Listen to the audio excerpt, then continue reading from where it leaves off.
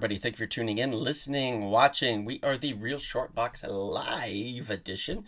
My name is Donald, and I am here with a whole host of good people. Just a very joyous gang here.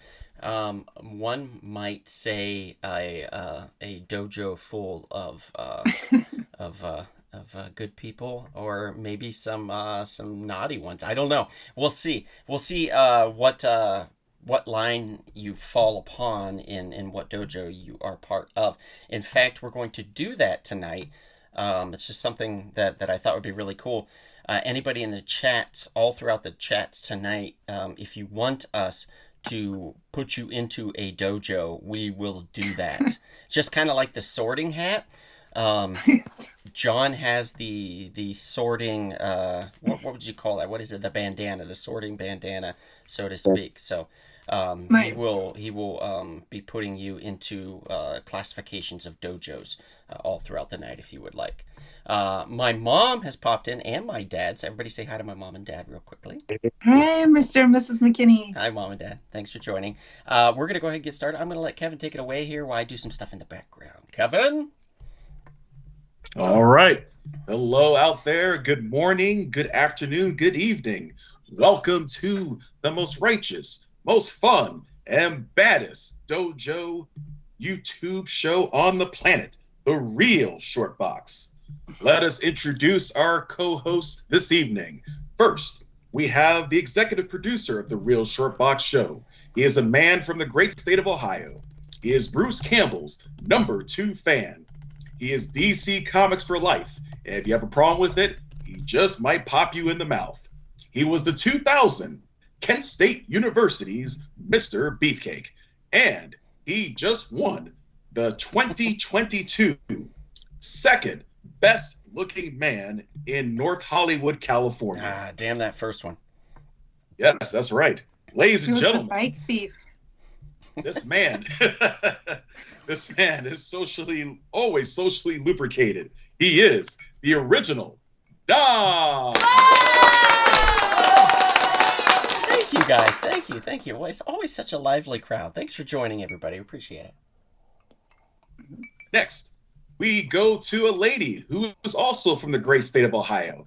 She is from the spectacular city of Cincinnati. She is a talented actress and artist.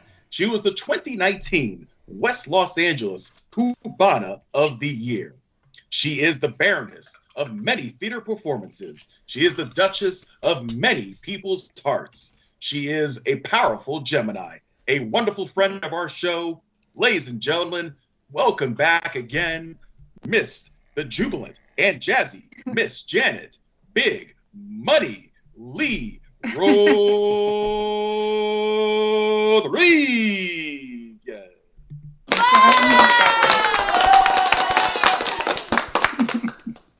Last, and certainly not least, a gentleman who's now making his 5th appearance this year on the Real Short Box live stream. He is also from the great state of Ohio. He represents the Buck State with pride. He is a man that has brought masculinity back to professional wrestling. He lives a life of piety and righteousness. He is a man who is one of the greatest top 10 promoters of the Midwestern United States. He is a master, a technician of the wrestling submission holds. He weighs in at a clean, lean, mean 235 pounds of righteous muscle. He lays down the law. He is the Archbishop of Pain. And if you cross him, he just might send you to the ICU. Please give a warm welcome to the Ohio Wrecking Machine and co-host of the great YouTube show, The Horror Guys. He is John Captain Lee. Well, always, every time I'm here, we're pissing off all the other promoters in wrestling, but I got to thank you for the awesome introduction every time.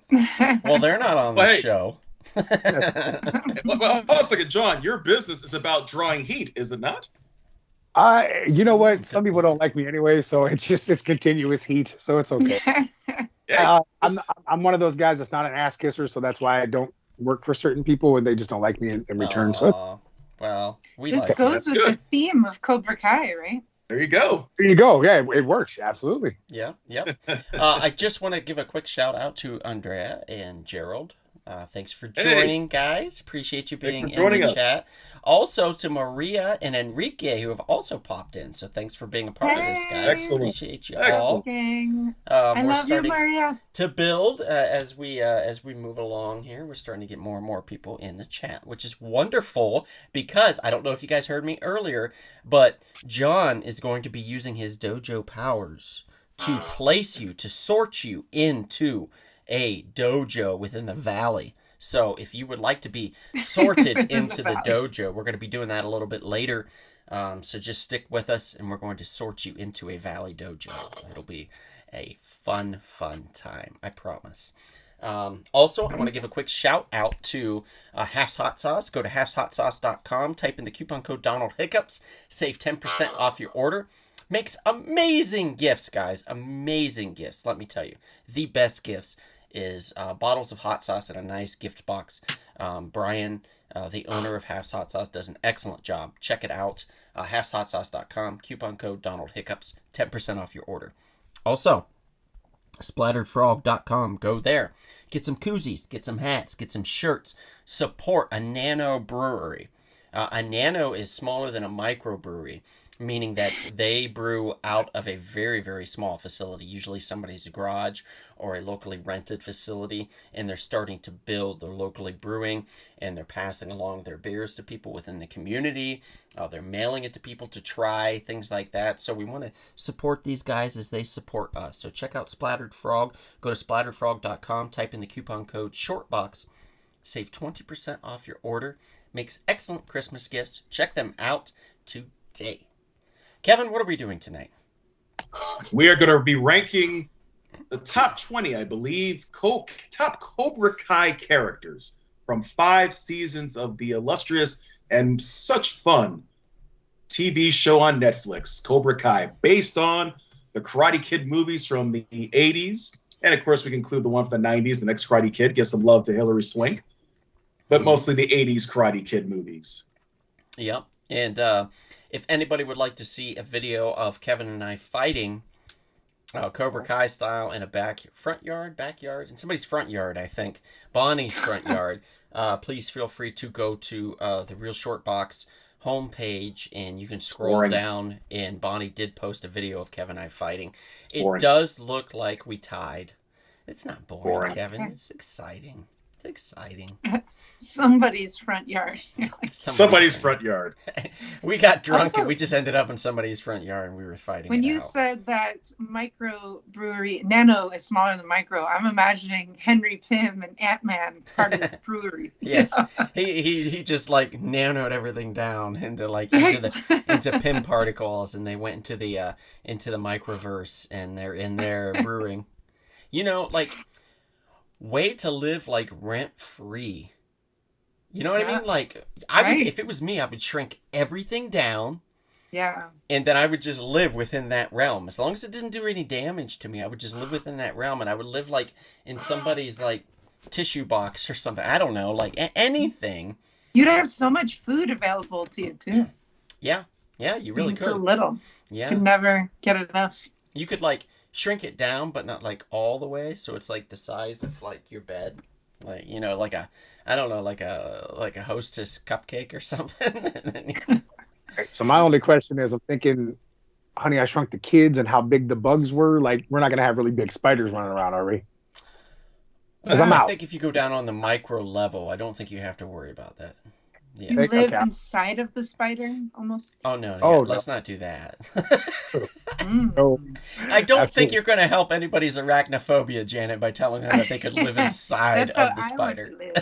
Nope. No, that ain't going to help. So John's wearing the bandana. He's got the shirt. I've got the button, the Eagle Fang button. Kevin has his blues. And there it is. He's got his Cobra Kai shirt. And I have not gotten to the part of the series yet where Johnny creates that. Well, you've got your hoodie, which is what Daniel LaRusso would often get beat up wearing. So That's I mean, right. that's true. That's a good But point. for the listeners who haven't gotten to that part of the series yet, it's good that you're telling us what this eagle is. Yes, Just so absolutely. they know, you'll be educating me as you educate the audience. Yeah, and that's what we're here for. We only have, what, 2 podcasts left for the year. We've got the 5th and I believe the 12th, and then we're done. Reason being is because I will not be here. I will just be gone. I'm gonna bamf like Nightcrawler and just disappear, and I will not be back until the new year. So we will have plenty of time. Next week we're going to be doing something very interesting. It's going to have to do with short films and stuff. So stay tuned for that. That's going to be a lot of fun. So definitely stay tuned next week for our short film festival kind of thing that we're going to be doing. So that'll be a lot of fun. But tonight we're ranking Cobra Kai. Cobra Kai now in its 4th season, just finished. Fifth. Did it just finish the 5th? That's right. Yeah. Wow, oh God. Okay, so I just watched it and I can't remember what season it was. That's like I binged it. And Marie and I both binged it. We just blew through it. And let me tell you, the last episode of the 5th season was amazeballs. It was so freaking good. Oh, I can't wait to see it. Man, like it's like cheese with more cheese on top of it, and then they layer a little bit more cheese, and then they melt it with sprinkled cheese, and then you just eat that on a lightly toasted piece of cheese, and it's so good. It's so much fun. It's gotten to the point where it's just off the wall kind of bonkers in a lot of ways, but you now expect it and very much enjoy it. So season 5, very satisfying ending to that season.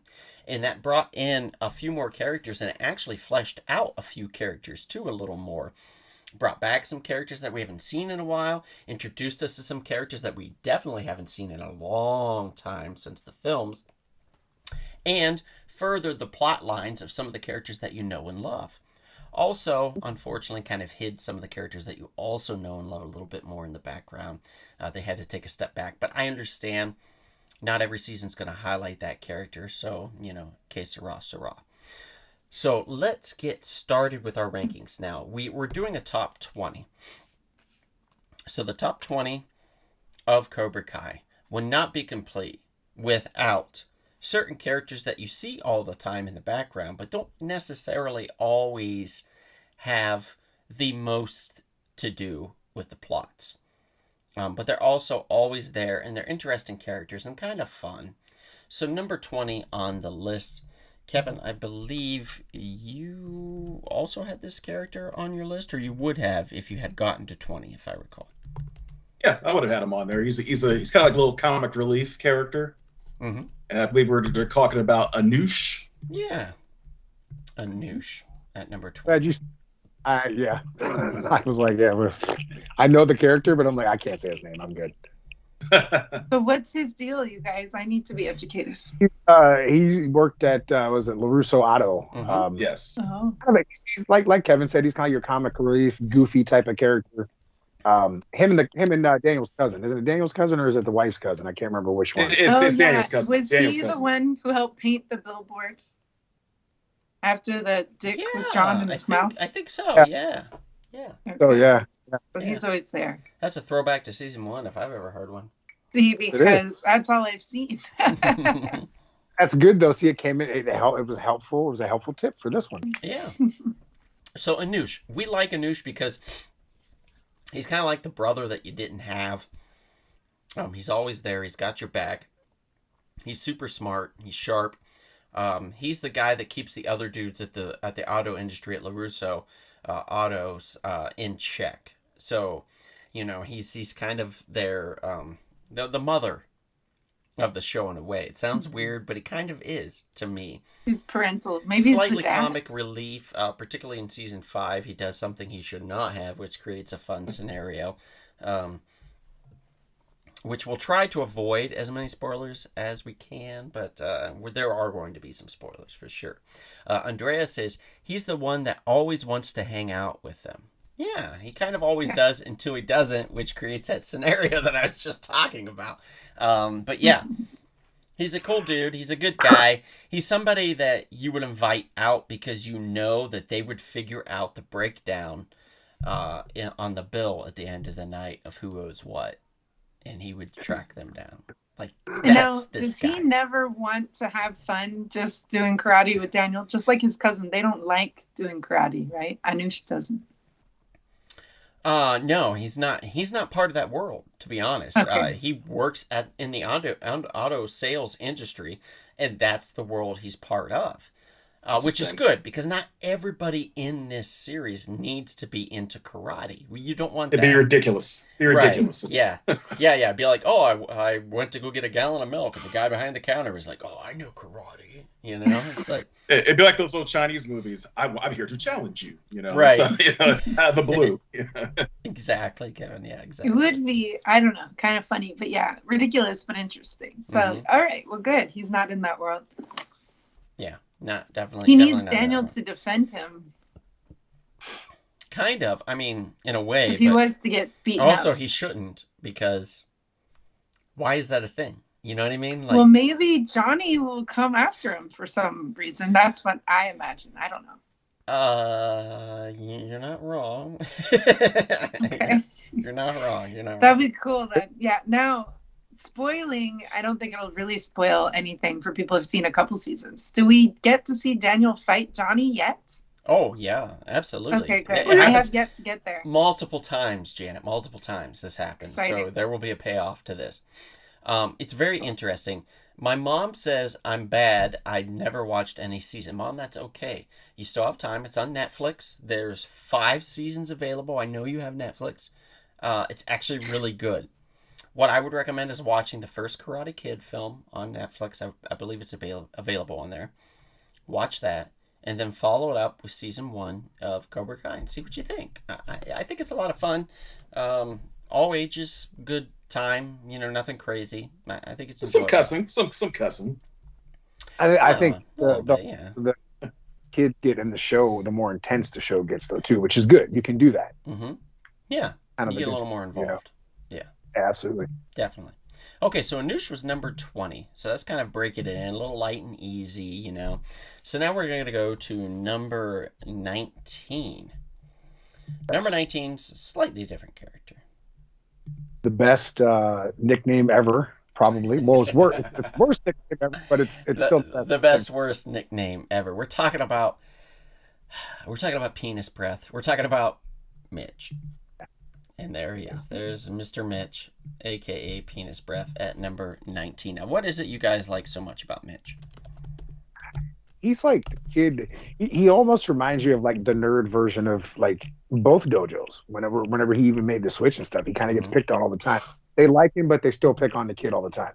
Yeah. Which, without giving a spoiler, kind of pushes him to do a little something down the road there. Mm-hmm. I don't want to give a spoiler on it because it was actually kind of a cool little story, but yeah, I think it got to the point where like, all right, dude, look, I've taken enough of you guys, and now I'm that's it.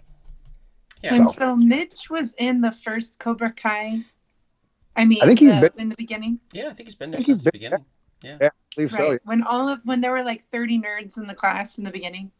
He is one of them. Yes. Yes. Okay. Yeah, he stuck with it through the whole thing. Yeah. What does he look like again, you guys? I was trying to remember what he looks like because I can't see. Kind of a bigger kid with like curly hair, kind of like Screech almost. Oh, just like Yeah. Like a Just chubby chubby. Screech. It's a very good, Screech. very good description. Yeah, chubby Screech. Chubby Screech. Yeah. And then didn't Johnny make fun of him for being fat or something? Probably. Oh, I'm sure he did. Yeah, I'm sure. Yeah. Johnny No Filter Lawrence. Yeah, He definitely. picked on all those poor he's kids. And then he's made like, fun of I will everyone. not apologize. That's like part of his lovable charm. Like if he doesn't pick with you, he doesn't like you. Like I used to have a guy like that in wrestling. He was the kind of person where if he didn't pick with you and didn't tease you, the dude didn't like you.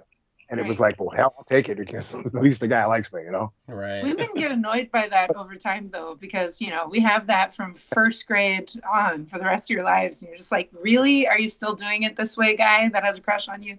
Reach him. I did a show years ago, and I remember I was a bigger dude back then. And the one dude, me and my manager were walking towards the back. And the dude was like, oh, you're fat. And I was like, you paid $12 to tell me something I've known for my entire life? Really, dude? Good I hope Lord. you feel good about yourself.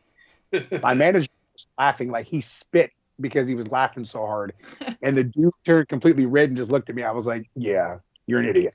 Yes. But thanks for your Who's Gatton Matarazzo from Stranger Oh, Things? he's from Stranger Things. Who is that? Yes. Dustin, right? It's I think Dusty's real name. Yeah, okay. Andrea says that that he kind of looks like him. I could Oh, see yeah, I that. could see that, Andrea. Yeah. Okay. I could see Oh. that.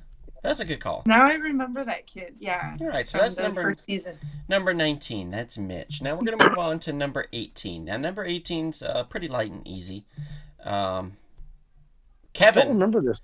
I believe, for has a some reason. fondness for this character. And that's because of the second film. Am I correct, Kevin?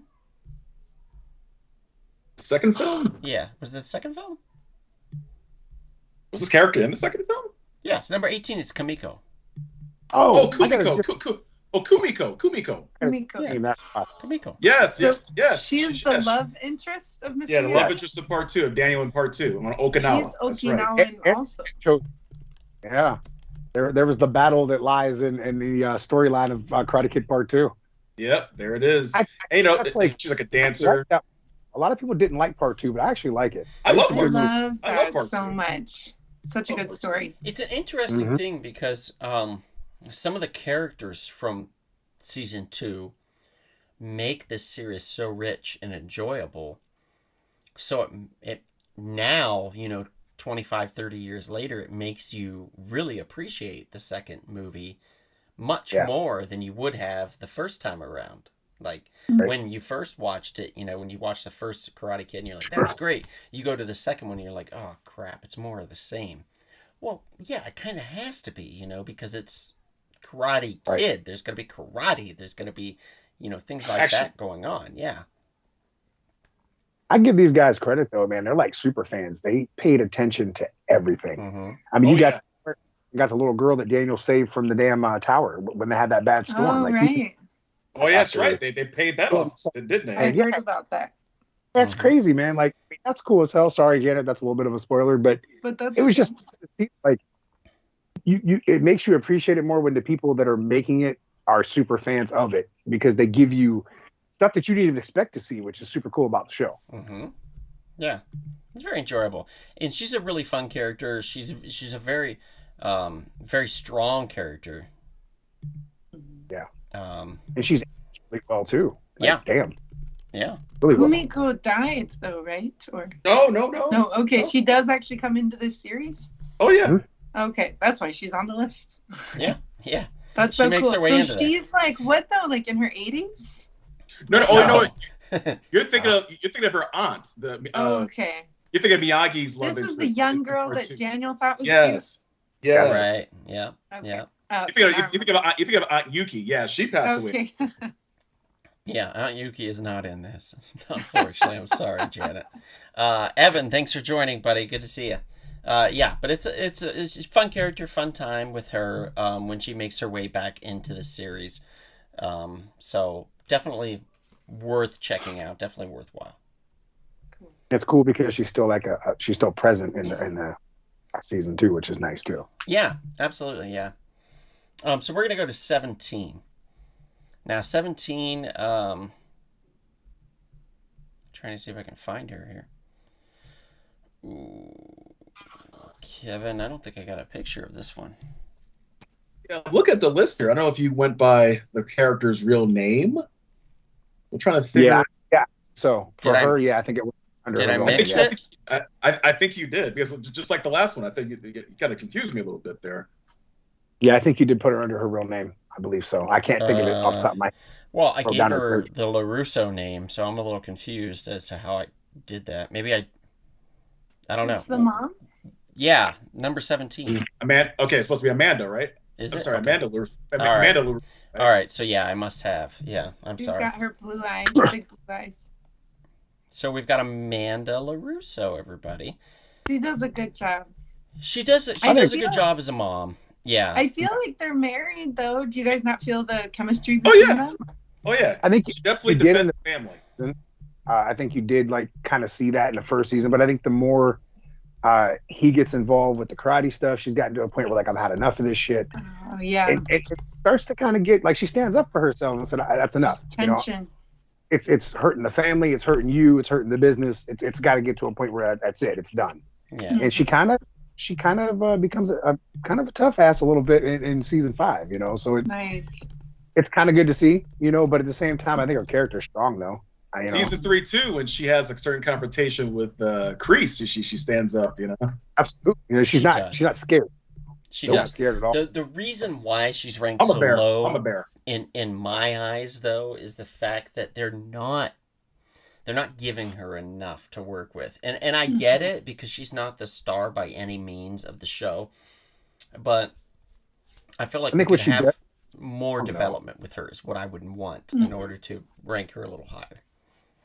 It's like we didn't forget Elizabeth Shue. She was such a huge part of the story in the first one that you want his, love interest to have, I think, more of a role. Yeah. And I agree with Andrea. She says, does she, though? We didn't see the sun for almost a whole season. She's not wrong.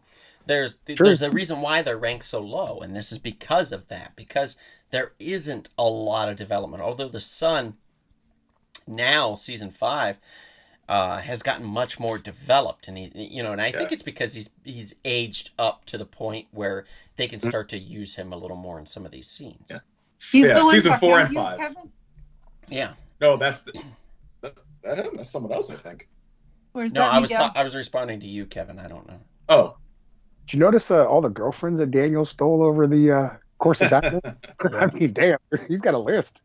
Yeah, Daniel's son is he got around. look, player That's how you son. build enemies, man. Yeah, he's not working out too He's well. the best around. And he gets around. Well, Yeah, he's the best. He gets around.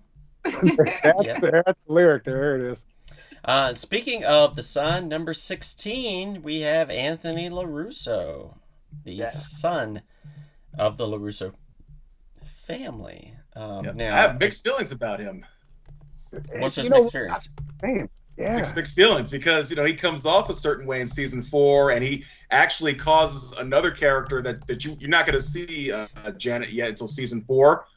Yeah. He kind of sends that character off in the deep end, and you know what? It's understandable, and he ends up putting himself in a bad position. So I really don't feel sorry. Does he come off as a bully, the son? Oh, Yeah. Well, that was a good got observation. a bit of Johnny in him. Here's the thing, though, with him, they start him off like a jerk.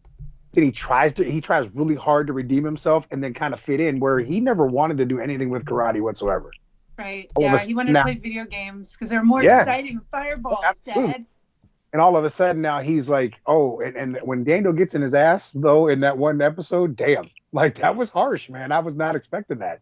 You don't see that side of him, which he needed to because the kid's an asshole. Yeah. But he is starting to kind of redeem himself a little more. And now he's jumping into the karate world too. And he kind of becomes a pretty huge part of that one scene in season 5. Yeah. All I'm going to say is protect the egg. That's all I'm going to say. You follow what I'm going. Yeah, absolutely. I'm the same way. I felt like we started to see a better side of him recently, but I also don't appreciate what he did to Kenny. In the last season 4? Season 4, yeah. What he did to Kenny in season 4, and it's just bullying. He was bullying a kid that was a little shorter and smaller than him. Mm-hmm. And then Kenny went to Cobra Kai to kind of develop himself and be able to defend himself because he was being bullied by Anthony. And then now it's to the point where the bully, the bullyee has become the bullier, and vice versa. Things have switched. And it's funny, though, because normally you have a character that would go, and this is in any world, the person would go, oh, woe is me, I'm being bullied. It's unprovoked. He's not saying that, though, which is where I give him credit.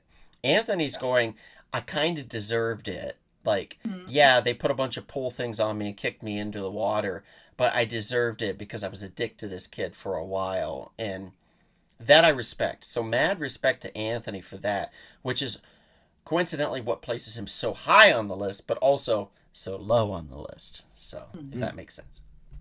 Kind of now, who is behind you, though, Kevin? Who's that character? That's Miguel, isn't it? That's Miguel. I was going to say, okay, but he looks a little bit like Anthony in that picture. You know why? Because he's put on some weight. So when you see him in season 1, he's actually skinnier. So this is it from a later Then scene. I That's started probably to why. recognize him. Yeah. Andrea said that she would rank him lower than the mom. Speaking of which, guys, John is going to be ranking people into or placing people into their dojos, much like a sorting hat here a little bit later. So if you stick with us, John is going to be sorting you into your Valley dojos. So I want to be sorted into a dojo. Absolutely, Janet. We'll be doing that for everybody. It'll be a blast. So stick with us for that. So number 15 on the list with a bullet. I know a lot of people wanted him ranked so high, like they wanted him ranked higher. A little higher, yeah. I didn't feel it, man. I don't particularly love this character. I only got him ranked this high, Kevin, because of your ranking, because you ranked him pretty high. But on my list, he was super low. Like I do not like Robbie at all. You're like Robbie Keane, who's the son of Johnny Lawrence. His character arc is very up and down. Developed, pretty well developed. I don't think it's well developed. I think it's just very up and down, and that's a difference to me. I don't think there's a good development of his character right now. I think that it's just I did something wrong, and now I'm going to try to do something right. And I did something wrong again. Now I'm gonna. He's just too wishy-washy to conflict. me. Well, he's a character in conflict. Yeah, and I don't care for those. You pick a side, You pick a side and you stick with it. Wow, but real life's like that though. You're in conflict. You have a. I like that he goes to work for Daniel's dealership in that first season. Yeah, that's like the start of it. The situation ramifications. Yeah, and that's the thing, man. Like I think, kind of like what Donald said though a little bit too. If you watch this last season, how quick he was to just kind of, there was that struggle in those first couple episodes, and then all of a sudden it was like, all right, cool, fight it out, and then all of a sudden it was like, we're stupid for doing this. Now we're best friends. Damn, that was quick. Like he's finally starting to kind of like come into his own character in a way, but like at this point, what else can you like? Yeah, okay. There you go. Gerald just hit it right here, man. Gerald says, I feel like his story was over a couple seasons ago and they're just milking it. Thank you. 100% agree. 100% agree. Does he end up really appreciating Daniel and that he's nice to him and gave him a job? Does that happen? Well, I mean, yeah. I think in a sense, yeah. In a way, but then he feels like Daniel betrays him, and then he goes the other way, and then he feels like Johnny, his dad, betrays him, and then he goes another way. He always felt like he's just ping pong back and forth. This guy needs to pick a side. Well, hold on a second. Robbie's also being manipulated too by different adults, so you can understand that. No, he has really good expressions as an actor, though. Yeah, this one on the screen. Particularly is a great expression. This is the expression that he has throughout the whole goddamn series, which is why he's number 15 on the list. So it doesn't change much. You think he's a one-trick pony, Donald? Yes, he's boring. No. He's a boring character. I feel like he's almost written that way, though. Like that's what kind of sucks, though, in a way. Yeah, like maybe he's a better actor, but the lines, the dialogue, and all that's not well written. Yeah, it's not a three-dimensional character for him, right? No, there's not enough development within this character for me to give two shits about him. Okay. Which is why he's languishing around all these other LaRussos. Like, there's just nothing. And let me tell you, wait till we get to Samantha, because... I feel like she's the same way. Well, she's next. Samantha's next, actually. Yeah, she's next on the list because she's the exact same goddamn way. So let's just move to her right now. I agree with you with. With Samantha, I agree with you with. Right. I feel like it took too long to get to the point where Robbie's finally like, all right, cool. Let me kind of like, this is my dad. Let me try to like make a bond with him. It took way too long. I understand the drama is what really centers around the show, and that's great. Don't get me wrong. You have to have your side stories and shit too. But it just feel like it took too long because in season 6 they might hate each other again. Who knows? Mm-hmm. It's like, damn man, you got to make up your mind, dude. Do you want Daniel LaRusso as your father figure? Do you want Johnny to be your dad? Yeah, I thought they would be exploring that like in season 2. Huh? Yeah. It's like, make up your mind, dude. Let this kid have his dad, finally make up and stop the shit. Like, get to a point, man. Now he's like the peacemaker. He's trying to be the peacemaker between the two groups, and it's like, wow, dude. Right. Yeah. Now, can you guys give this away? Does Miguel end up having a crush on Samantha, or anything happen there? Dude, she dated the whole damn valley. Like, just she dated the whole dojo. Yes, Samantha is a troublemaker. man, she's a quiet troublemaker. Like, Mhm. But see, I didn't think that And then would she happen, cries so about it that's later. surprising. Oh, I didn't mean it. I didn't mean it. absolutely. She's dated Robbie, she's dated Miguel, she's dated Robbie, she dated Miguel, and that's how it goes. Like, it's like, She's dude, the make village bicycle. yes, Yep. absolutely. Yeah, Maria, no, I did I not haven't see had an that angsty coming, though, teenage brother. I was actually the brother, and I was pretty well developed. So I wouldn't know, to be honest. And that's true to that point. I wouldn't know this character, nor would I want to be friends with this character. I would not want to be friends with Robbie. I don't like him as a Samantha. person.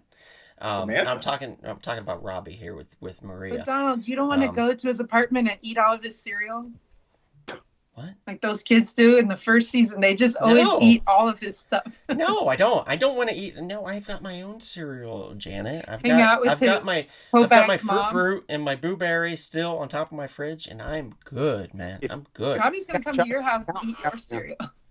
And Samantha, yeah, she's a character to me that just I don't like. I can't stand her, honestly. I didn't Right. see that I would have coming. put her Especially when she guys. did dead her She was gonna last. date Aisha. everyone. Anoush is more developed than she is. I don't like her at all. She's like an entitled brat. Yeah, that's what she Yes. comes off as. Correct. Yeah. And the way she did her friend Aisha, that wasn't cool either. At least at Very- first, you know, Yeah. it wasn't cool. Very dirty. Mm-hmm. Yeah, not fun.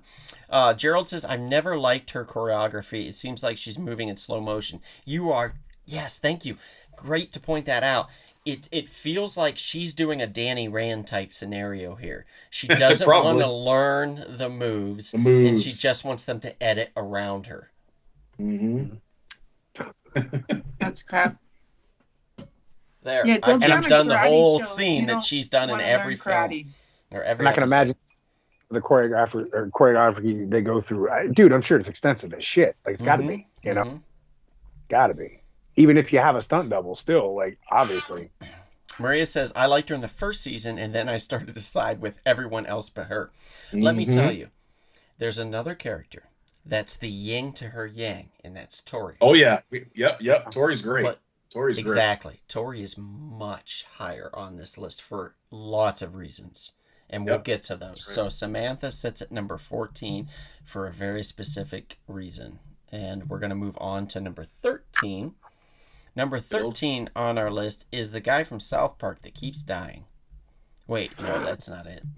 It's Kenny Johnson, the kid that was bullied by Anthony LaRusso. Anthony LaRusso Yeah. and his buddies and his friends and his Mhm. friends. And his friends that seem to have disappeared, by the way. Mm-hmm. Like, there you go, you know?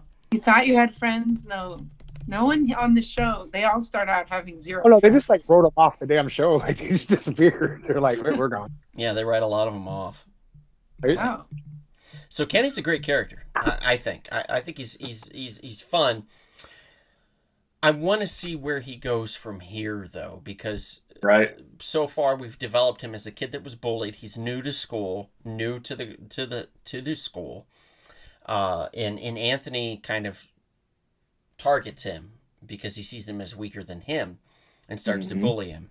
And then Kenny starts to go to Cobra Kai. He starts to develop. He starts to learn. Confidence. He gets confidence. He gets arrogant, and then he starts to bully Anthony, which the Mhm. bullyee has become the bullier, and that two wrongs do not make a right. So Kenny's at a crossing point here where he's going to go, and that's where we're sitting right now.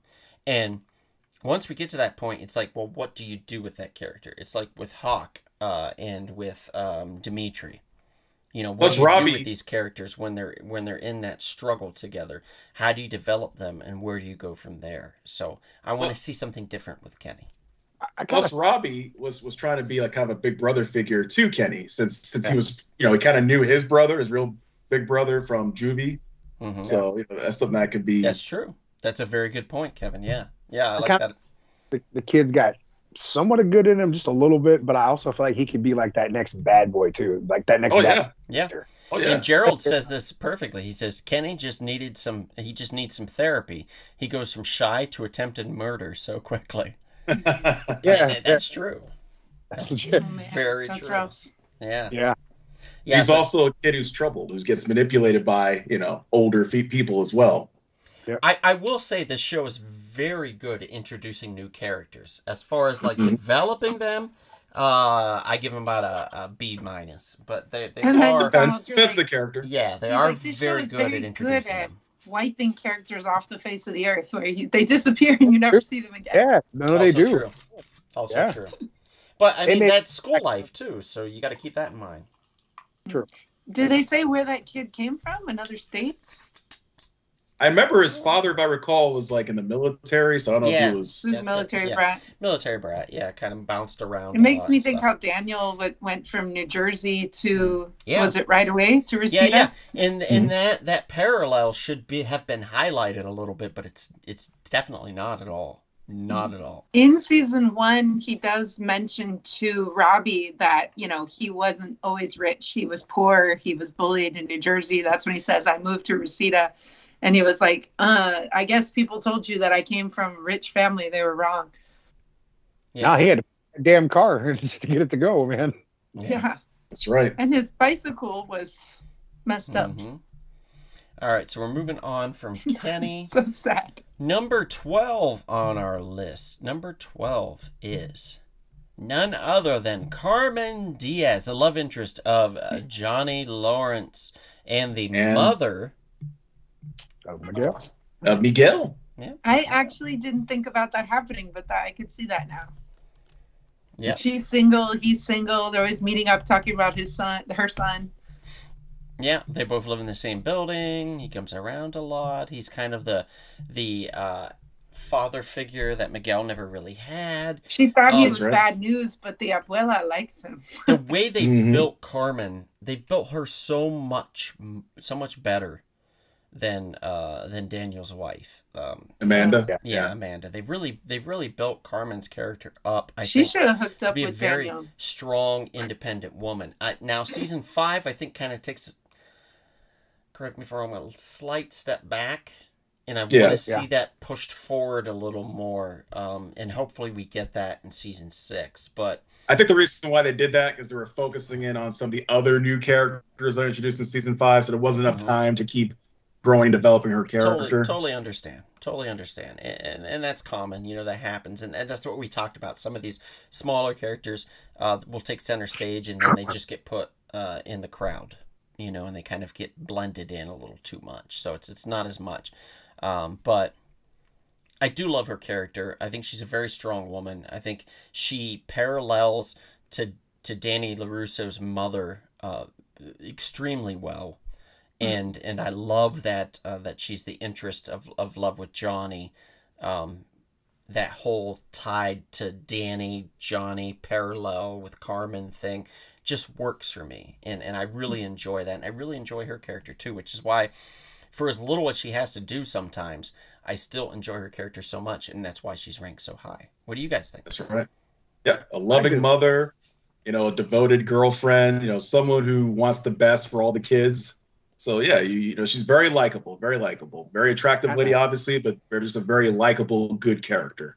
Mm-hmm. Kind of tame bad boy, that was like her thing. That's true. Kind of keeping Johnny, kind of try to balance him out, and that's what Johnny needs. Johnny needs like a woman like him, like her. I like that her relationship with the grandma so far in season 1, and that that's so fun. when she responds to Johnny Lawrence, she's like, "A mí me gusta." She's like, "I like him." Yeah. Because she's like, you don't need to be taking karate or whatever. Like, I don't trust this guy. In the beginning, that's what the mom says. And then the grandma's like, I like him. Yeah, she's like, that's true. She's kind of. She always liked him, which is really cute because sometimes you have to get like your mother's approval when you start dating somebody. But she already approved, Mm-hmm. Andrea says, she's always looking for Miguel, never knows where he is. Oh yeah. But think about it, you're a single mom that works a lot and you have a teenage boy, you're never going to know where he's at. Like legit. It's so 10 p.m. Do you know where your that's children realistic. That's very realistic, especially with that character. Ultraman Magnus says Cobra Kai rules. Yeah, it's very good, dude. Which is why we're talking about it. So that's Carmen at number 12. We like Carmen. Number 11, we're almost cracking the top 10. Number 11, somebody that actually I had stupidly forgotten out of the list, and Kevin was like, oh, no, you have to put him in. And I was like, oh, crap, yes, not only do we have to put him in, but we have to put him in kind of high and smack dab in the middle. And we're talking about Kyler from Cobra Kai. Kyler's a really fun character. Oh my God. Just chews Fun up the bully. scenery. Yeah, he's Yeah, a fun bully. Yeah. Somebody I that thought you almost in the root first couple for. episodes, you guys, that he played it pretty extreme at some points, though, when he was bullying the kids in the library, and then he was dressed up at that dance. They were all like in costumes. He was like a pirate, and he's like, I'm gonna give you something, and he was giving her that bracelet that he gives to all the girls. Sometimes he was a little too unrealistic. Do you guys remember that? He was so extremely a bully that I was like, I don't know if I buy it. He kind of gets his eventually, though, in a But sense. does he seem believable as an actor to you guys? I think he's a little over the top. That's in a what I way. mean. It's like overacting. Yeah. But I mean, he's young, so he's still learning how to act and everything. Yeah, Right. but I also, I do picture him as a caricature. I do picture him Yeah. as somebody that is not comfortable in their own skin and doesn't Right. know who they are. So, it could Those be people overact a in real two life. thing. It could be somebody in real life that doesn't feel comfortable in their own skin that's playing a character that's not comfortable in their own skin. Or it could be just somebody that's actually a pretty good actor that was told to do it that way and is doing That's a right. hell of a job. And those are the So, lines and It's- everything. Right. That's where it gets blurred and it's hard to tell. But he's super fun. Maria puts the nail right on the head here. She says, yeah, he's like a cartoon, but I like it. So, yeah, I think we all feel that way. He's kind of a lovable, fun doofus. Nothing too serious. He's not killing anybody or anything. He's just trying to beat people up and getting beat up in the process. And we I all like him enjoy seeing his him attitude. get his butt kicked. Yeah, I it's really fun to like see him when get beat up. Miguel went to town on him in the cafeteria and Yeah. held up that tray. Oh, yeah. That was great. So that's Kyler. Now we've cracked the top 10. And we are now moving in at number 10. The lovable nerd, everybody's D&D fan favorite. We're talking about Dimitri. Anybody want to tackle his last name? Because I'm not even going to try. Nope. I didn't think so. Spell it. I could do it. Oh, God. It's Alexopoulos, I think. It's give me a second. Alexopoulos? Alexopoulos. Nailed it. Oh, okay, so he's Greek. I Yeah, was. the character is, Okay. right? Yeah, the character. Yeah. So, Funny thing Yeah. is, Johnny Lawrence in real life, he is Greek himself, William Zabka. mm-hmm. Cool. So what do you guys think of this character? Yeah, he's kind of like a lovable nerd who's trying to find himself. You know, he evolves throughout the series as well. You know, also someone who's been bullied by, people like the Kylers of the world. Is he And- friends with Miguel? Or Yeah, Yeah. they Yeah. don't really get to hang out though in scenes. Is his girlfriend the super annoying chick, though? Because I can't stand her. yeah, Yeah. yeah, yeah. Yeah. I'm Yeah, sorry. yeah. She's not on the And that's list, by the way. Oh, And dude, that's she's the thing. a bitch. And he's like that, as you said, the lovable nerd Uh-huh. that shouldn't be dating her at all. But I just can't stand her character. Can't. And and he's that also girl's best friends with Samantha too. That when girl. So I can when definitely- Johnny in season 5, when he orders a nerd to come to his house and help him with apps and stuff and sell him a phone, which doesn't exist, by the way, when he has somebody show up with a whole trench coat filled with phones, it ends up being Dimitri, and it's like, of course it's Dimitri, and he works for basically, what is it, the Geek Squad. Geek Squad, yeah. And you're like, okay, I got it. He's the tech guy, and that's fun. And it plays a pivotal part in season 5. So it's really fun. His character progresses. There's a lot of growth, but there's also a lot of fun that comes along with him, which is why he's placed firmly in the 10th slot. And he also, kind of helped reconstruct certain relationships throughout the series too. Mm-hmm. Yeah, he's pivotal in But that. you guys, he is not doing karate then. Well, he does. He Maybe. does. Okay, but is he with Miguel? Is he in that dojo? Cobra Kai? Trying to. No, I'm pretty sure he was. Was He he moves up and down. and Yeah, Miyagi-Do. Miyagi-Do. yeah. Okay. You kind of want to see him step up and kick somebody's ass, though, because you feel bad for him at some point. Yeah. A It's true. lovable nerd. So we're He gonna sounds move like he's on. in Stranger Things. We're gonna move on to number Oh, 9. he fit into that perfect. He really would. Yeah. Number 9, Raymond Stingray Porter. I can't get behind this character, man. I can't. He's that guy that wants to be cool, but he's not. Like, and he never will be type of character. That's why He's I trying to love fit him in. Poor so guy's trying to much. fit in. He's trying to fit in. The only cool thing he did was when he sang Jericho's Judas. Like, that was like the only cool thing he did. Other than that, I don't know, man. They tried too hard with him. Yeah, he kind of redeemed himself a bit. I don't want to give that away, but Uh-oh.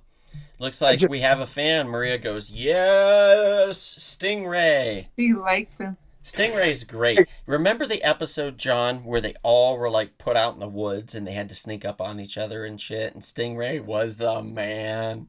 no, he would. Like, He would. that was fun. That was a lot of fun. It showed the fun character that Stingray could be. Unfortunately, though, they used him kind of as a puppet, as a plot device for some things, which ends up having a fun payoff, don't get me wrong, but it also sidelines that character for a while. It ruined the character in a way. Yeah, it did. You're not wrong. Yeah. So it kind of makes him... He's like that old dude trying to go back to high school a little bit. Like, I want to go back there and hang out with the young kids. You know, it's almost... He's like the guy from Dazed and Confused, Matthew McConaughey. Pretty much. Yeah, pretty much. Absolutely. Oh, man.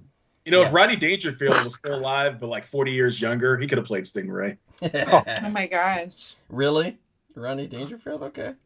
Yeah, much younger one. Interesting choice. On the All Valley diving team, though. That's all I That's got. right. Yeah, the diving team. Oh, all I want to do the triple Indy. That's all I want to say. Next to school. Yes. Yeah, that's awesome. This whole series, to me, does have a back-to-school vibe. I mean, you can tie in William Zabka to that because he was in that too. Yeah. Is that little bit of a little bit of stuff? And it's the 80s feeling. Oh yeah, they pretty much capture the 80s pretty good with that. I give them Neat. they do. Mm-hmm. Yeah. Andrea says Stingray is just goofy. Yeah, he's a goofy, fun character, which is why he's at number 9. He's a fun, enjoyable character that you love seeing, like, fall down and get back up, you know? And that's why I think he places so high. Now, here's one that's going to be a little controversial for people. And controversial for some because they don't like him, and controversial for others because they do love him and they want him to be higher. But we're talking about, at number 9, Terry Silver. Number 8. Okay. Number 8. I'm sorry. Yeah, number 8. Thanks, Kevin. And we see him in the Karate Kid 3. That's right. Mm-hmm. That's where he makes his appearance. Now, here's the thing.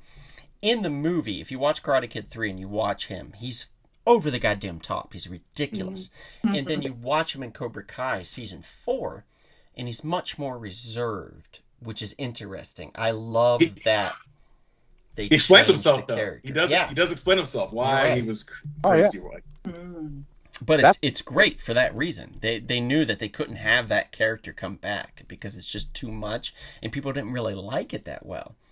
So by changing the idea or the ideals of the character, the core ideals of the character, they've changed the way he resonates with the audience, and I think that's important. So Terry Silver becomes kind of a snake in the grass instead of just part of Cobra Kai. I like how they give you that backstory though. Like, that's really cool. That was cool. That was good. You get to see him and Kreese younger and in the war and Vietnam. Stuff. You get that whole backstory, and it tells you exactly why he's the one that funds Cobra Kai, and then becomes like a huge part of it. But he does that for Kreese.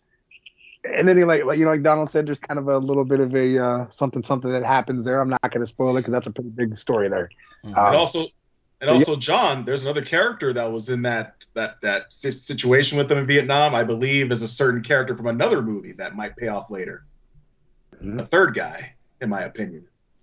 Now, cool stuff you learned about that. Like I dig the fact that they took time to dive into some of that and give you a backstory on a pretty big character. I mean, Terry was a huge part of obviously the third movie. He was the main shit. He was bigger than Barnes. Barnes was there. Mm-hmm. It was Terry that was the bad guy. I mean, he was the villain of that movie. Mm-hmm. And get that background on him. It's cool to get that background on Kreese. You kind of knew a little bit about Kreese throughout the movies, but not as much as they really dive into and tell you like, hey, this is it. And then the people that played the younger versions of him, that young version of Terry, he was spot on, man. Yeah, he was. He was spot on. It was crazy how much he looked like him. But I really liked that I'm a sucker for backstory when you tell it right. And I think Absolutely. Really, really, really good job with that. Mm-hmm. That's so neat. Okay. So Terry Silver. Love the character. By the way, those that stick with us, John is going to be sorting people into the appropriate dojo here in just a few. We're going to get right to it here in just a few more. Once we hit our top 5, John's going to start doing the sorting. So A lot of pressure. I know, and I sprung it on him without even telling him. This is great. This is the best part. my inner dojo here and really think about that. Yeah. So we got number 7 on the list. Number 7 on the list. Now, we had Terry Silver as a badass, as a really good villain. Who's a better villain? Who do you remember from Cobra Kai that was really just a piece of shit? Who was it? Obviously, Kreese. Mercy is for the weak. Mercy's for the weak. That's John Kreese. Funny though, is so much of an asshole that he plays in the movies. No mercy. Hi. Person. I met him years back, and he's one of the nicest dudes. Yeah. Oh, Martin Cove. Yeah, Martin Cove. Yeah. Super. And he does martial arts in real life. I liked finding that out. Yeah. Yeah. He was like, let's take 2 pictures. We'll take one where we're smiling. We got to give the fist, and the other one. Like I was like, dude, that's wrestling for me. So let's go.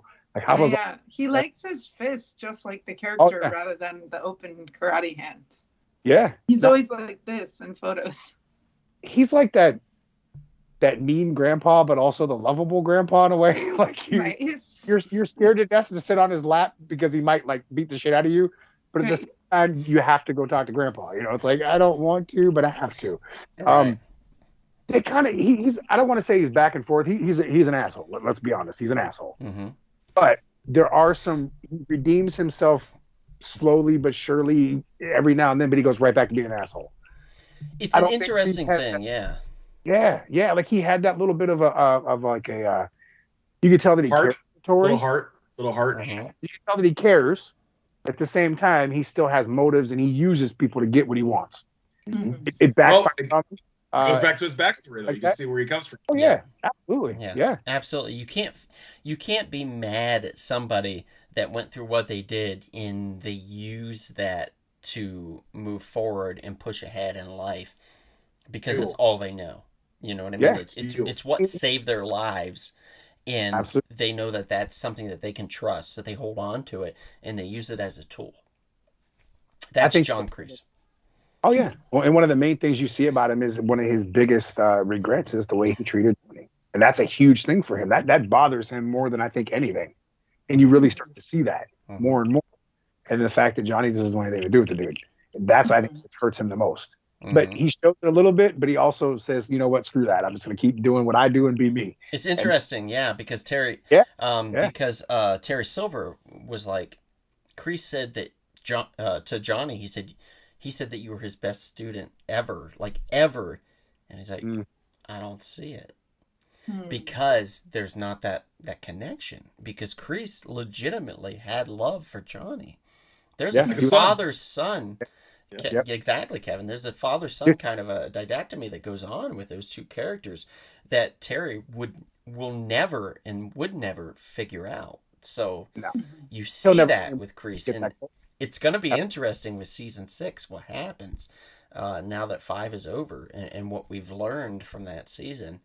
I'm glad about that though, because you're 100% right. You have that father-son thing between Johnny and Kreese, but same thing like you have with Daniel and Mr. Miyagi. A lot of people probably didn't see that though, and you're right. Mm-hmm. That's something that people probably overlooked 100%, but it really is there.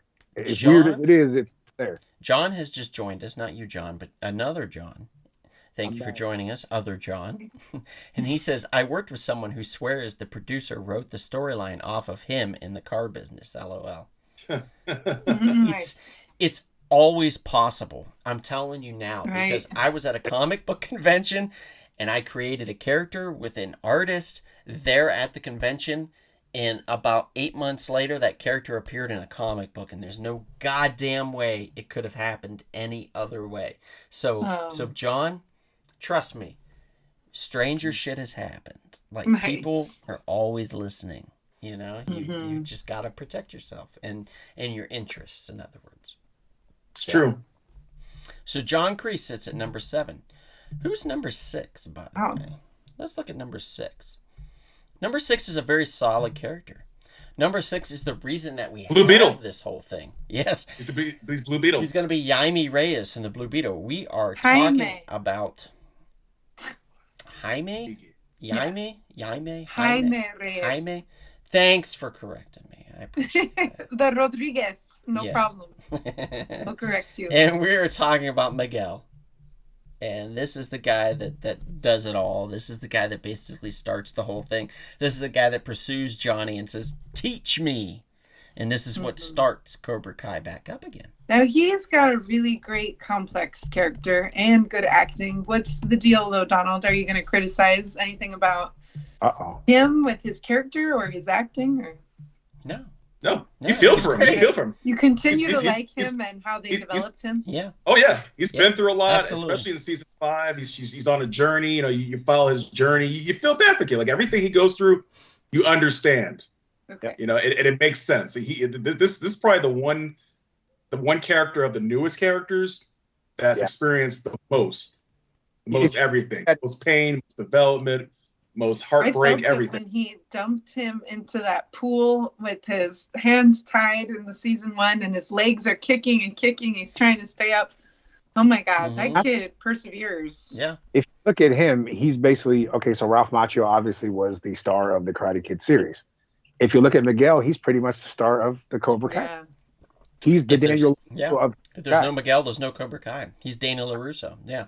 Yes, 100% correct. Yep. But Yeah, there's so sure. many characters that you guys put ahead of him. Wow, he's number 6. Yeah. You know, Okay. and there's a reason for this, Janet. We're gonna dive into this. It gets complicated. Miguel's a very good, very layered, complicated character, but there's so much payoff from the other characters that are above him that it's really hard to rank him any higher. Could he He's have also gone to younger 5? than Sure. these. We could have flipped 5 and 6, absolutely. But I felt, just based upon certain things with number 5, that that character deserved to be in that slot, and I'll explain that in a moment. But first, before we do that, John will now be sorting people into their dojos. So anybody in the chats that's currently in the chat right now that wants sorted into a dojo from Cobra Kai series, from the Karate Kid series, say, what do we say? Yes, sensei. Say yes, sensei, and he will sort you into the correct dojo. Oh man. I do. I want him to sort me. Can I get like 3 things about this person? Yes, Something, absolutely. Absolutely. If you have 3 questions to ask, that is a good question. So let's use Janet as an example. John, what questions do you have for Janet? Man. Or I could tell you 3 things about me. Or... Yeah, you know what? Yeah, give me 3 things about you that can help me sort you into your dojo. Okay. I do feel like this warrior kind of a girl. I feel like I use like my right brain and left brain both, like very artsy and everything like that. And I love Japanese culture and Mr. Miyagi. I've always loved him. Then I'm going to have to go to the bandana here, and I have to really think. I have to say that you're most definitely Miyagi-Do karate. Yay! Thank you. Miyagi-Do. Thank you, Janet Sensei. has been sorted into the Domo Miyagi-Do arigato. dojo. I you're clipping the bonsai trees and everything else, and having someone else. Wax it on, wax it off. All right, Yes. I John. love that. John, Absolutely. you've got some work to do, buddy. Here comes the next one. You ready? Oh boy. Okay. Okay. The next person that said, yes, Sensei, Ultraman Magnus. So, Ultraman Magnus, tell us 3 about- things about yourself so John can sort you into the correct dojo. 3 things about yourself. And don't be like, oh, I like chocolate. 3 things that are like meaty. 3 meaty things. Are you a bully or did you get bullied? That's a good one. That's a good one. That's a good one. The bandana is speaking to me as we think here. Speak. I actually got form on the head bullied there. too, so. So Ultraman Magnus, hit us with it. What do you say, sir? What are your 3 things about you? And everybody else that wants to be sorted, also go ahead and give us your 3 things. You can do that in advance, and then I'll just pull them up so we're already ready and we don't have to wait. So hit us with that while we wait on Ultraman Magnus. Maria could enter. I want to see what dojo she's in. And Mom, you can definitely enter as well. Okay, Ultraman Magnus says, I was bullied in kindergarten, so that made me kick my bully's ass, and I beat bullies up until high school. So he was bullied, and then he became kind of a bully. All right, so let me go to the all-knowing and all-telling bandana here. And I'm going to have to go Cobra Kai with him because he's kind of got that Kenny thing going on a Yes, little he bit. does. Kenny. Yeah. I was with you, John, 100%. Ultraman Magnus, you have been sorted into Cobra Kai. Yes. Oh, We that's shall great. battle. That's Does great. any of these people be putting the Eagle Fang? What's the qualifications for Eagle Fang? Well, you just I'm not wait. feeling it yet. You I'm not can't feeling it ask the master, Kevin. You can't ask the master okay. these questions. I mean, you just Sorry, can't do it. Sensei. Sorry, Sensei. Okay. Kevin needs to be sorted. Okay, Yes. Maria is next. She says, yes, Sensei. All right. Maria, you are next. Followed by John. John, you're after that. Gerald, you're after that. And Andrea and Enrique. So you guys go ahead and put in 3 things so we can get this started. Kevin, while we wait, come on, man. Give me 3 things. Let me sort you out here. While we wait. 3 things, huh? Sir. Yes, sir. Were you bullied ever, Kevin? Yeah, I played football my freshman year because I was really skinny. I did get bullied a little bit, but I got, I was able to get along. I was able to get used to things. I was able to, toughen up, and I didn't let it get to me. I just thrived and survived. Do you ride bicycles, Kevin? It's been a while since I've ridden bicycles, but it was fun riding bicycles. It's been a while. Been a while. Okay. John. For Kevin, I'm thinking he's a very passive dude, very, very good attitude. I think he'd be 100% good at protecting the egg. So I'm going to have to go Miyagi-Do for him, too. Nice. Very nice. Thank you, Sensei. Okay.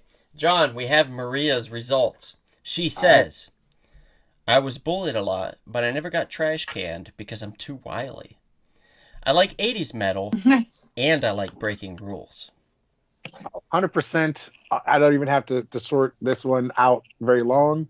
Eagle, Fang, Karate. I was thinking the same thing. I'm dusting off my button here.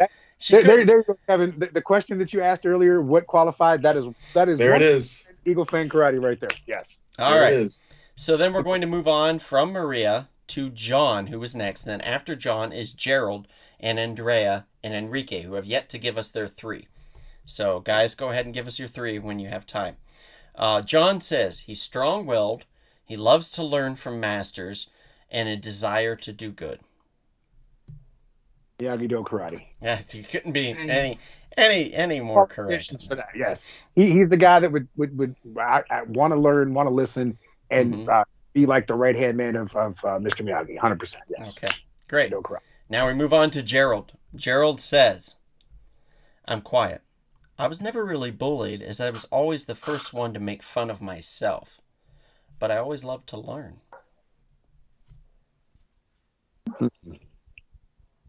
Miyagi-Do Karate for that one, too. That's a good one. Yeah, that's a good one. Yep. Okay. Janet, you got it through so far.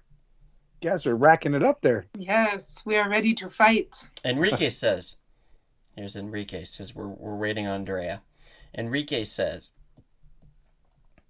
some say I'm too nice, I'm passive, and I have really thick skin, but I can have a temper. All right.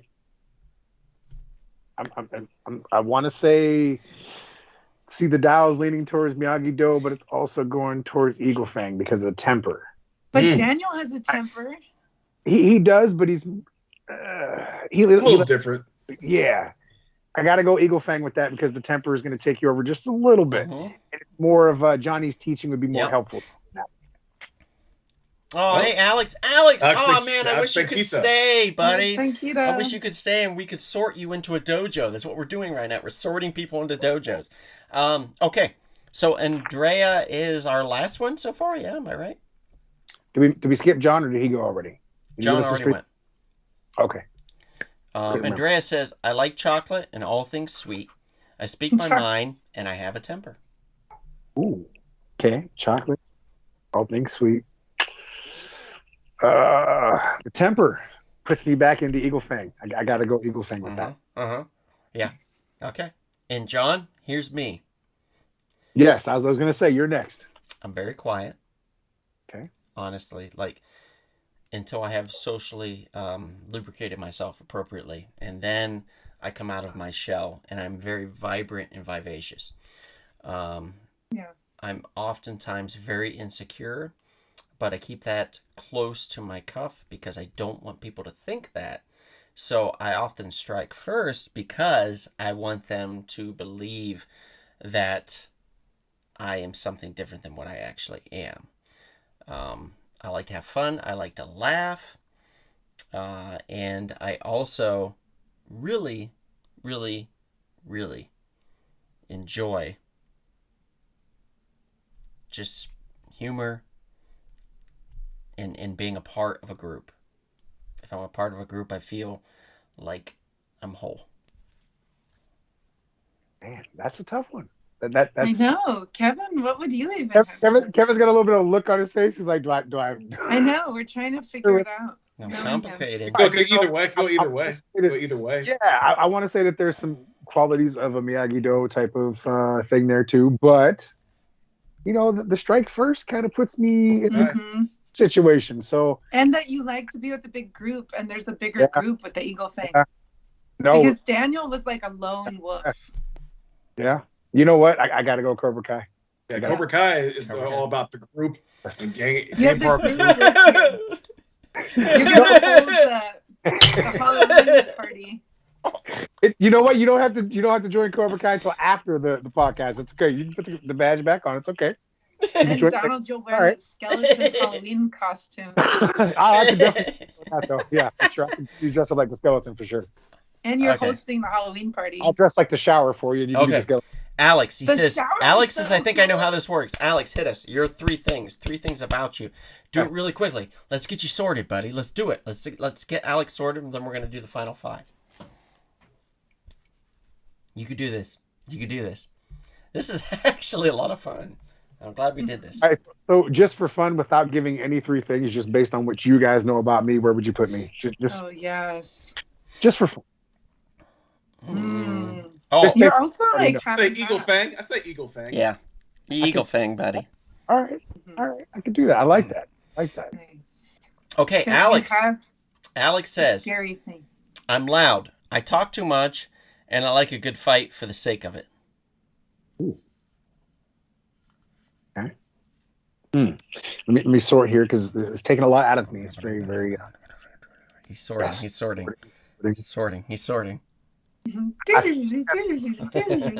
Like that's kind of a stingray type of attitude, a little bit. I got to go with Eagle Fang Karate on him. Yep. Fit in 100% well. agree. Also, Alex says he has a black belt at 13. Oh, wow. Very so cool. He is trained. He's probably the only one here that's trained. He'll be so he's in class. There you go. Wow. Okay. All right. Well, that's it. Everybody has been sorted. Everybody has been put into their appropriate dojos. This is great. I don't. Who else was Cobra Kai besides me? I think you might have. No, wait. One of the first people. Was it Ultraman Magnus? Yeah, Ultraman Magnus. Yeah. Ultraman Magnus, you and me, buddy. You and me. We're going to take down all these losers. Oh, damn. All these losers. Okay. Well, I have to now. I've been sorted. Hector. Shit. Hector Hernandez has jumped in. He would like to be sorted as well. He says, I like humor, often to tease others, can stand up for others, often take the leader position. Oh man. Okay. Standing up for others is cool. Taking a leader position. Oh man. Yeah. Because there's an edge to it. I wouldn't consider him Cobra Kai because that's kind of way too edgy. Mm-hmm. I would say it kind of teeters on the brink of Eagle Fang Karate. Nice. Like the edginess and the sticking up for others. That's kind of a balance between Wow. Miyagi and Fang, Okay, so it looks like Ultraman Magnus and I are going to get our asses kicked because there's a Yeah, lot by all of of us. Miyagi-Do and Eagle Fang members. But we'll try. Ultraman Magnus, we will try. All right, so that's it. Okay, so let's jump right to it. We're running out of time. Number 5 on our list comes in with a chop and a kick and it's just everything. And a chip on her Attitude, shoulder. And a chip on everything. her We're talking about Tori. What Nichols. a fantastically depth-filled character. I love Tori. Best female character of the series. Absolutely. Samantha sucks. Tori is for the glory. Yeah, Like, Tori's Samantha daughter. is I an just did it spoiled right. brat. Tori works for everything she got. Mm-hmm. She's life. She should be his daughter. She's one that made a connection with Kreese that you weren't expecting, but it kind of works, but it kind of doesn't work at the same time. And she's got a sick mother who she's trying to take care of, obviously. You feel for her. You feel for her character. You understand why point of she view. has the emotions that she has and what she's going through. It's very relatable. I think she's a very great character. Andrea does not like her. She can't stand Really? her. Yeah. Really? That's Wow. an interesting perspective that I did not see coming. He's ready to fight. Yeah. Kevin's ready to fight.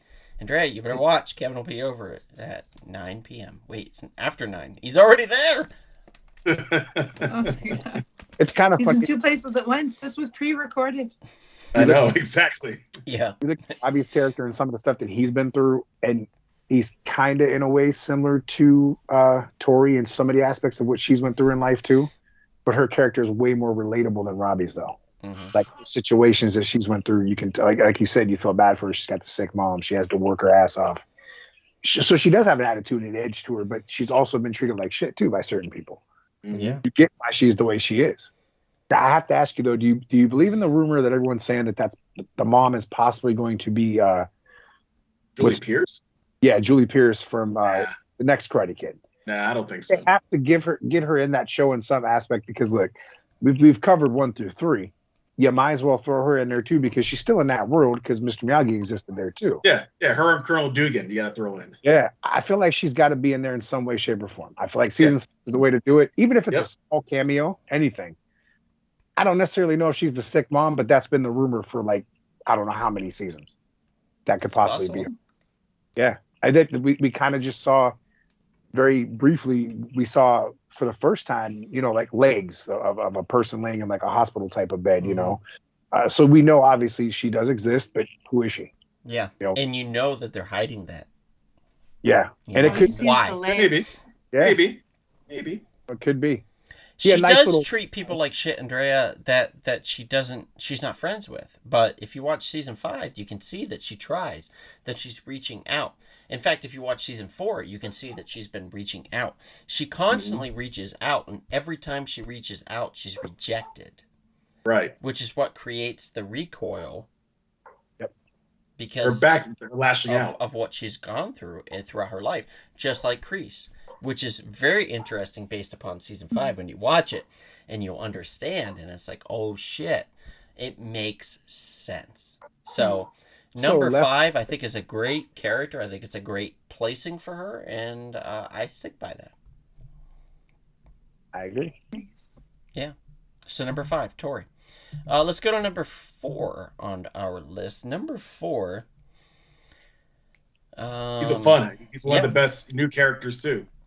We're talking about Eli Hawk Moskowitz. Yep. Yes. We're talking about the Hawk. And let me just make this a little bit smaller on the screen. It's pretty large right now. There we go. We're talking about the Hawk. Eli Moskowitz. What do you guys think?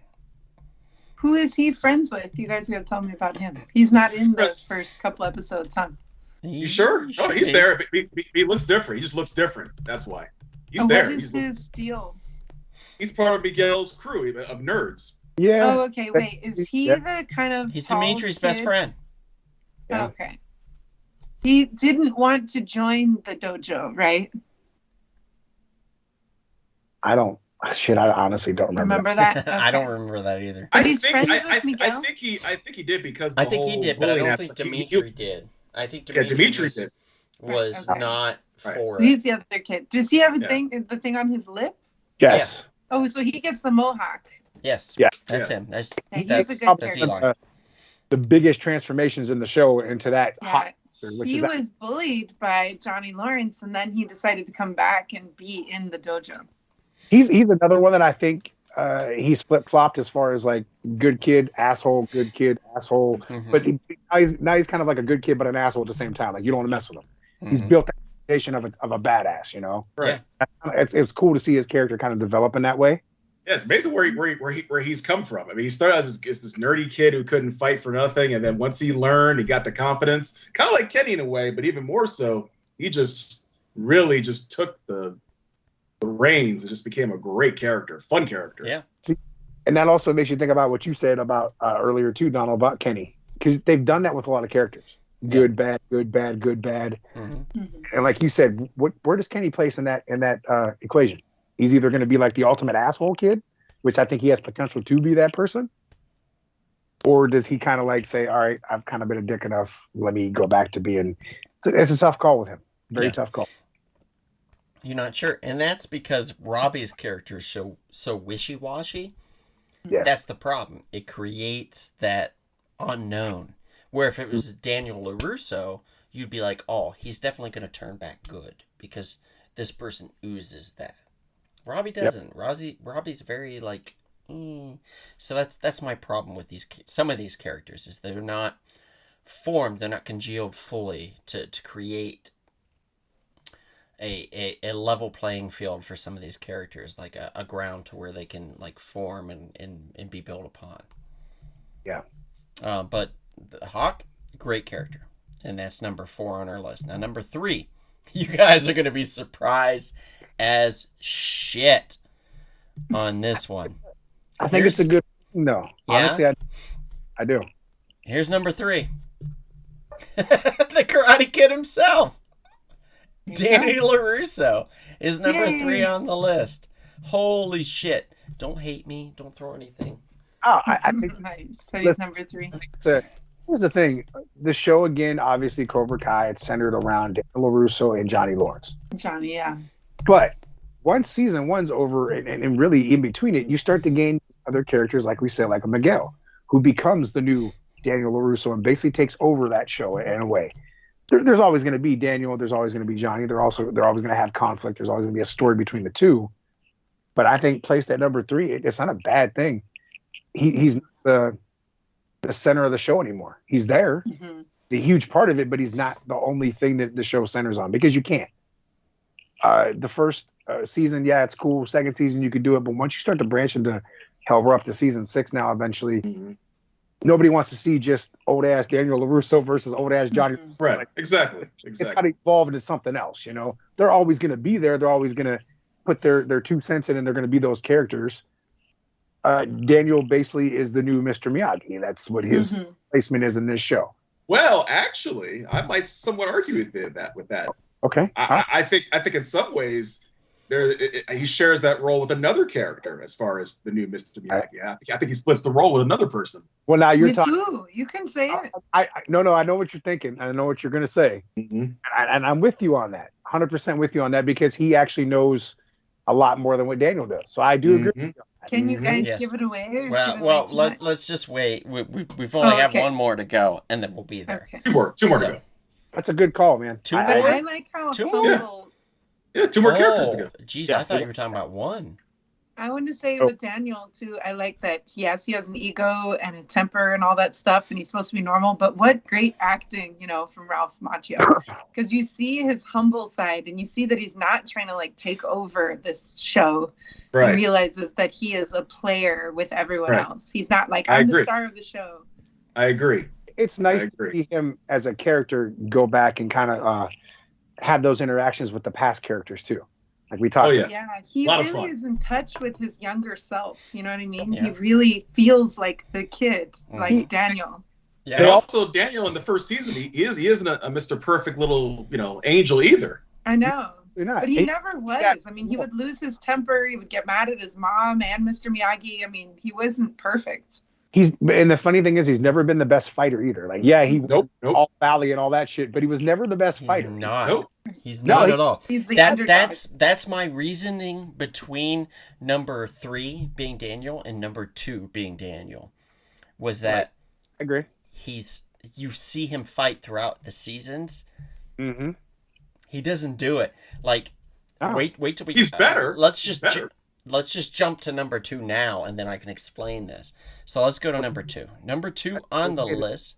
Go ahead. My favorite Karate Kid villain. Go ahead, John. Real quick, John. Did you have something to say? I just wanted to say, as opposed to fighting, though, he can wax the hell out of your car, though. I'll give him. That's true. Do that. Okay, Kevin, go ahead. Yeah, number 2 is my favorite of Daniel's antagonists from the trilogy, Chosen Taguchi from Karate Kid Part 2. The character with one of the biggest, like, I don't want to say comeuppance, but like the arc of their character becoming like so 180, so 180'd, so good, so well done, and it makes sense. And this is why I was confused when you and John were talking, and you were like, "Oh, we're talking about number 1 on the list." No, in my head, it's number 2. It's Chosen. Yeah. Chosen has Miyagi's. Yeah. He has the information. Like has. That's what I meant. Oh yeah. Oh, okay. So you weren't talking about number 1. Okay. No. Sorry about Chosen. Next, but yeah. Okay. He completely stole the show in season 5. Oh yeah, absolutely. There's no doubt about it. 100%. 100%. To see this character come back and be as developed as he is, and to see his vulnerabilities and to see his strengths. He took on 5 other senseis and whooped their asses. Like, yes, he did. Then the interaction. Danny could never do that. Let's be realistic. Mm-hmm. Danny LaRusso would never and could never do that. It's Chosen that does this. And then when Johnny's like, let's go after these guys, it's Chosen that goes, I'm with you. Danny's like, no, you guys are nuts. And Chosen's like, no, now's the time to strike. He knows because he's been there, because he's battled both. Yes, he's teetered on both lines, the light and the dark. This guy is perfect. I mean, talk about a character that nobody gave a shit about, except for Kevin, until this series. Holy hell. I love him now. He's probably, if he's not my favorite, he's definitely my second favorite. And I would say that's why he's at number 2. He's probably my second favorite. And his interaction with Terry Silver was awesome. Oh, it was perfect. And that's the thing, like, Donald, you tweeted on it. His fight with Silver was way better than the other one that you mentioned. Yeah. Well, Daniel got that. Okay, yeah, he got his big thing with Terry, and you had to have that interaction regardless. Right. But that, as opposed to Chosen, just blew it out of the water. And we can also see who needs a stunt double and who does not. Chosen doesn't seem to need a stunt double because this son of a bitch knows his shit. He knows it. Oh, yeah, Yugi Okamoto, the actor. He's really invested. Let's see. Maria says LaRusso is lawful good and Chosen is chaotic neutral. That's true. That's very good, Maria. Mm-hmm. Yeah, she's spot on, Kevin. Yeah, you said it. Yeah, she's spot on. Janet, now you've seen Karate Kid Part 2, correct? Yes. So Chosen from that, but you haven't seen him yet because you've only seen part of season 1. That's right. What do you think about him being so high on this list? I think that's kind of surprising. Yeah, like you said, Kevin always liked him and recognized how amazing he was, but I didn't imagine him having like a big part in this, so I'll be really excited to see what happens. Season 3 is for the first time you'll see him. Fun. All right. And he gets to show off all of his skills. I'm imagining his karate skills. Oh yeah. Absolutely. So that's exciting. The people that are involved in the karate as opposed to the people who have nothing to do with it, like that Anush guy. Mm-hmm. So I'm excited to see what they do with him. Yeah, there's more development. There's a link to Kamiko. There's a link to Japan. There's a link to Miyagi because he was actually part of Miyagi's world, Mr. Miyagi. Sato. Which is he's the only really the only other character besides Johnny that has that very close link to Miyagi that Danny LaRusso has. So I think there's a bond there between Danny and Chosen that we never really saw before, that they've developed throughout this series, which I think they've done a stellar job doing. Yeah, they really have. When they have that talk in the bar that night, it really kind of bonds those two even more. And that, yeah, it's great. That's great, guys. If you're not watching this show, definitely watch this show. It's really fun. well done. Really well done. So Chosen is number 2 on the list. 2. Let's go to number 1. Obviously, we've talked about every character except for this one. So we're going to talk about number 1 on the list, Cobra Kai himself. If it wasn't for him, we wouldn't have this series. Let's be honest. We're talking about Mr. Johnny Lawrence. Nice. I like that he was number 1 on our list for the bullies too, the bad boys. Yeah, we didn't have like a number 1, but he was just like the one on your list. This is the redeeming thing. He should have won that one, and here he is, number 1 on that. But it's true though. Donald said it's perfect. He is the original Cobra Kai bad boy. You know, like that's the one. But you can't forget him. No, you can't. You won't. And that's the thing. You look at his character in the movie. Yeah, he was the asshole. Yeah, he was the bully. In a way, he was kind of justified though, because Daniel did kind of move in on his girl. Well, but they were broken up though, technically. But come on. Yes, but at the same time, okay, you still Daniel should ask. I mean, excuse me, man on the motorcycle. Can I, right, exactly. And then he immediately wants to go to fighting and everything else, and I get it. But that's he was. You always see him, and everyone always saw him as the asshole. That's how that was it, But then you get to see him in this show, and you get to see he had a messed up life too, man. The other sides of him. And like you said it too, Janet. Daniel wasn't always this good little boy. He had issues too, and that was the thing. They butted heads because in ways they were a little bit alike, and that's the they clashed. So now you get to see his life over the past several 30 some years. Yeah, he's a wreck, but he starts to kind of get better and better as the seasons go on. And it just, I loved it. Like his character, you can't help but like his character. Even if you didn't like him in the movie, you love his character in Cobra Kai because you have no choice but to love it, And the show starts with him. The whole series begins with him. Yep. I like 100%. That we see in season 1, he's listening to his Walkman and he's discovering the dojo 21st century with Kreese. And then he gets home and his dad is shouting at him and is like, fine, I'm going to write you a check for garbage for you to take karate because it's garbage. And his mom is like defending him. But his dad and Kreese were kind of similar, you see, like very verbally abusive. It's if you're talking about his stepdad, which would have been Edward Asner, who played Sid Weinberg. Yeah, God rest his soul. Yeah. What an asshole. Yeah, a great job by Ed Asner. Absolutely, yeah. He played a real big dick, Yeah, he did. He did a fantastic job. So and he associates these father figures with people that are tough and mean and say verbally abusive things, Mm-hmm. It'll also be interesting to see his childhood. I guess I can't say what I wanted to say right there, so never mind. But it'll be interesting to see what you just said develop into something else later on. Okay. We'll see. Yeah. I don't want to give. Right. Yeah, you know where I'm going with that. Yeah, absolutely. Yeah. In such a great series, such a great list. I feel like we've really represented these characters well.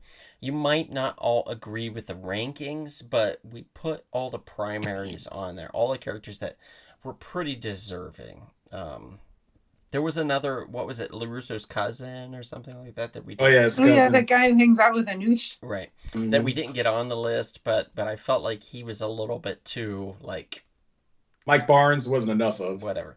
Yeah, Mike Barnes, there just wasn't enough of him to put him in there, and so on and so forth. His love interest from the first film and yada yada, so forth.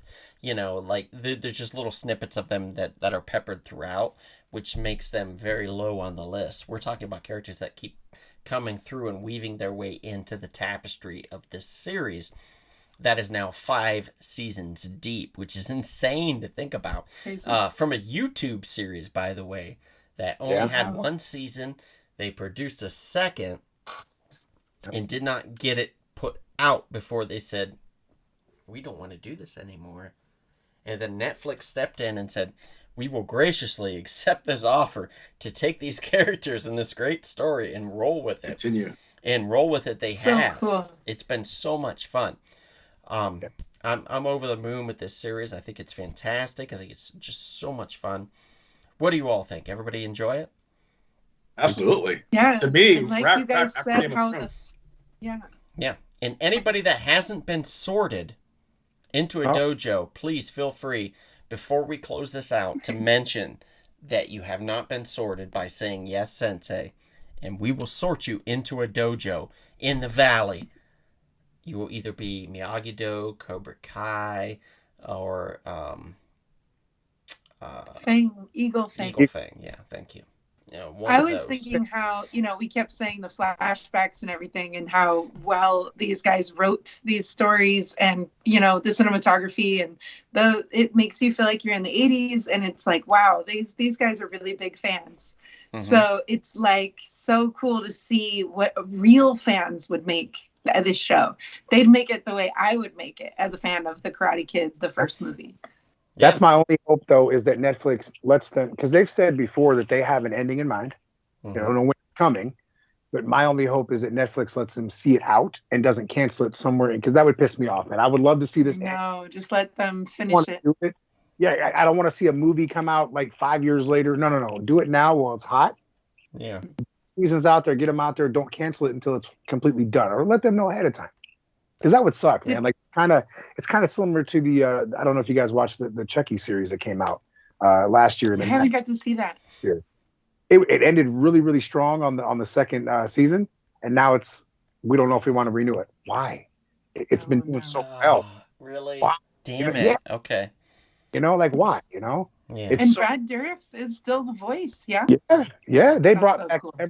What's really cool about the series so far with that is they brought back and made everything canon, from Child's Play, the first movie, all the way to Call of Chucky. Yeah. Everything God, that's is in this Well, world. I think that's their strength and also their weakness, though, John, is the fact that they've done that. Because if you haven't seen all the films, you're going to be very confused with certain aspects of the series. True. Yeah, true. Because I know a lot of people were confused about the daughter at some points, Fiona, that plays, obviously Nika, but they were like, wait, where'd she come from? Yeah. Watch the last, you'll get it, But yeah, I agree. That does kind of way. It can. But It can absolutely do that. Yeah. But you have to watch the movies. Come on. Yeah. Well, yeah. I mean, it will compel you to watch them, or it should anyway. Good. But with that, I think that's it. I think we're gonna close it out.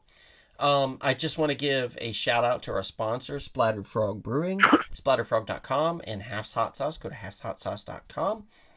And I want to give a shout out to you guys, to our audience, to people in the chats that are so active tonight. Thank you all for being part of this. My mom says, night all, enjoyed this podcast. I'm ready to start my own dojo for 75 years old. LOL. Nice. That's good to hear. That's good to hear. Love it. See, Thank I you, would sort Enrique. her right into her own dojo then. See, There you go. See? Yep, you sorted her. She's done. Yep. Opening one in the valley. There it is. Yep. So thank you guys for tuning in. Thank you for being a part of this. Thank you, Janet. Thank you, John, for being a part of this. We appreciate you guys being guests on here. This is so fun. Thanks to Kevin and everybody else out there in podcast land. We appreciate you. And if we don't see you out and about anytime soon, perhaps we'll see you at the spirited, tough, but sometimes venomous comic book shop.